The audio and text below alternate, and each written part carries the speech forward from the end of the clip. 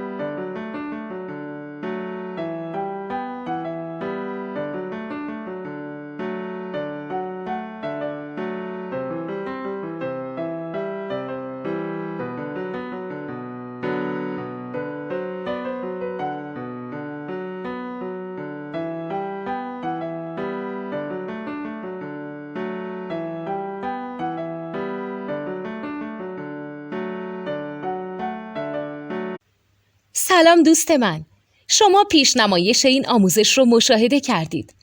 برای دیدن آموزش به صورت کامل میتونید به وبسایت نوت 2 که مرجع آموزش موسیقی هست مراجعه کنید.